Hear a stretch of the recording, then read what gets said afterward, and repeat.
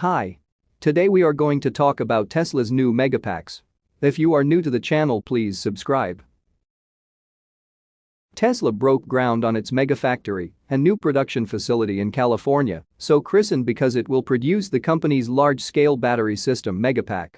The factory, in the small northern California city of Lathrop, is near Tesla's automotive plant in Fremont.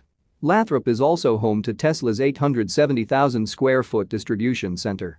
Megapacks, as well as Tesla's other energy storage products, were being manufactured at the electric automaker's so-called Gigafactory in Sparks, Nevada. This is the first facility dedicated to the Megapack, though it's unclear if production of Tesla's other storage products, which include Powerwall and Powerpacks, will shift to the new factory.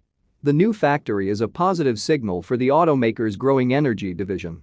As opposed to the Powerwall, which is a home consumer battery product, the Megapack is meant for utility-scale energy storage. Utilities building solar and wind farms are increasingly pairing these with large batteries to store excess energy to discharge to the grid later. Just last week, the Arizona electric utility Salt River project brought online a 100 megawatt-hour Megapack project. In a second quarter earnings call in June, CEO Elon Musk confirmed that there was significant unmet demand for these storage products, adding that the Megapack was basically sold out through next year.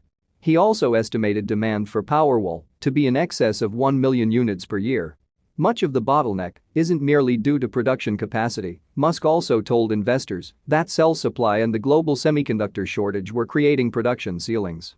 The chip shortage, however, seems to show no signs of abating. In fact, the White House on Thursday will be hosting its second summit with semiconductor manufacturers and purchasers to address the ongoing effects on the technology and auto industries. That's all for today. See you in the next video.